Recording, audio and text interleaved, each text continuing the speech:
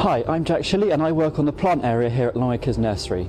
For those of you who don't know Longacres, we're a huge independent garden centre located conveniently off the A30 in Bagshot. We stock a huge variety of plants and other garden related products such as garden furniture. We have a huge floristry department, floral sundries, garden sundries and so much more in store. In these videos I'm going to be showing you some of the products that we've got in store that you can use in your own gardens at home, just to show you how easy it is to really get outside and get growing. In today's video I'm going to be showing you how easy it is to grow your own potatoes from seed. Now, I have two varieties of potatoes here. First, early potatoes, which as the name suggests are going to be the first potatoes, the early potatoes that you're going to be harvesting. And I also have some main crop potatoes, which are later on in the season. The main crop potatoes, what you're going to be wanting to do with those is you simply get the potato and place them in an egg carton and they start to shoot. Now this process is called chitting and ensures that the potatoes are going to be really strong and healthy and ready to go for planting later on in the season.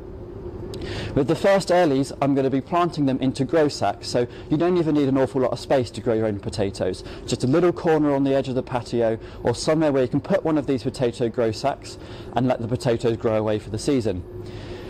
I have with me one of these. This is a grow sack. This is a Miracle Grow and it already has the compost in it, so all you simply do is cut the top and plant your potatoes in it and then the job is done. What I'm going to be using is these pop-up grow bags which you can then plant the seed potatoes in and reuse for seasons to come. These are relatively inexpensive and cost £5.99 for two extra large grow bags, which is excellent value. And the seed potatoes themselves cost around £1.99 for 10, depending on the variety you go for. I also have with me some potato and vegetable feed which you're going to be using later on in the season to really bulk up your potatoes and ensure that you receive a bumper crop. Into the grow sacks I'm going to be using just ordinary multi-purpose compost. Any sort of compost or soil is fine for growing seed potatoes into. So I'm going to show you how to do those now.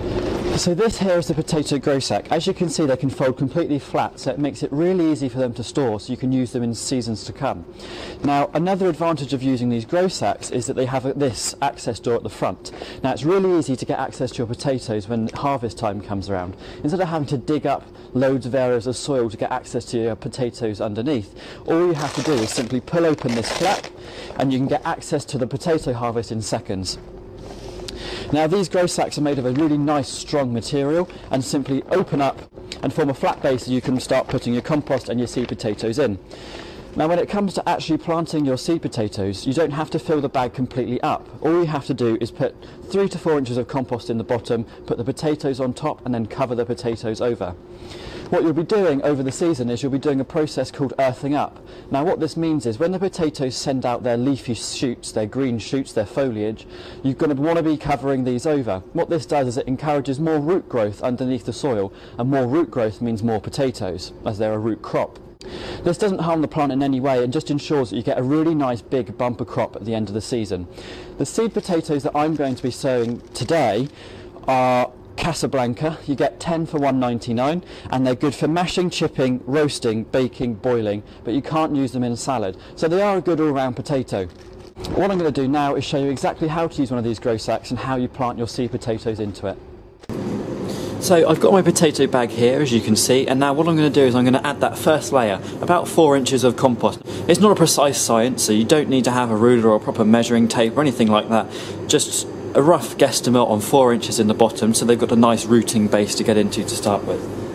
So all I'm going to be using for this is just simple multi-purpose compost. You can pick this up relatively cheap from us, 3 bags for £10.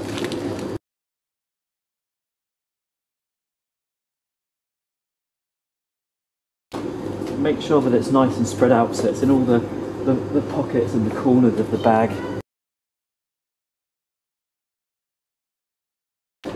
And then I'd say that's about right.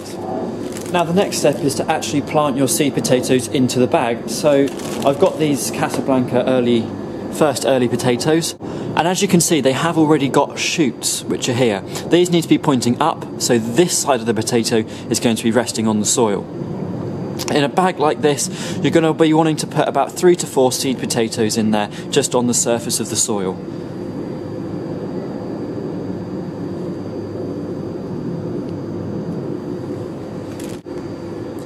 Make sure that they're nice and spaced out.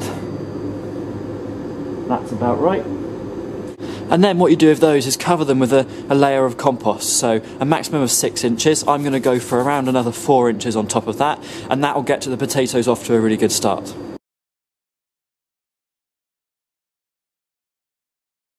And that's all there is to it really with regards to planting seed potatoes. A really simple process, yet hugely rewarding when you get to harvest and finally taste your own potatoes later on in the summer. Just to recap on the process, get a grow sack. Extra large is a good size to go for because it gives you plenty of space to put more seed potatoes in there. Put a layer about 4 inches deep of compost or whatever soil you're going to use on the bottom of the grow sack. Then place the seed potatoes with any shoots they've got facing up. Then put another layer on top, about the same as you put for the base layer. So if I used 4 inches for the bottom, put the seed potatoes on top, then put 4 inches on top of that.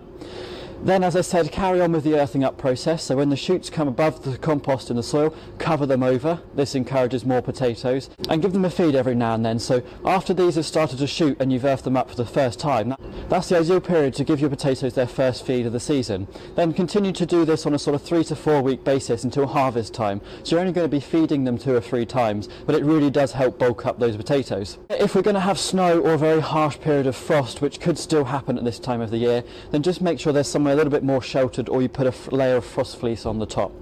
I wouldn't say watering in is necessary at the moment. As soon as you start to see those shoots coming up and you start the earthing up process, then that's the time to start watering. Or if the soil is visibly dry, then that's also another sign that they need a drink. The main crop potatoes need to be planted in March, so start your chitting process now. So put them in the egg cups, wait for the shoots to emerge, and then plant them in your other grow sack. And that way you're going to get a nice crop of early potatoes to have early on in the season, and then you're going to get a nice crop of potatoes to have later on in the season as well. So successional planting will ensure that you get a nice or well-rounded crop, a whole season of homegrown potatoes. That's all for this video. These grow sacks will be down here at the Longacres site at Bagshot, so you can come down and see how these are developing through the season. I'll be making sure that they're well looked after, and also I hope that you'll join me next time when I'll hopefully be planting up some herbs. Thanks for watching.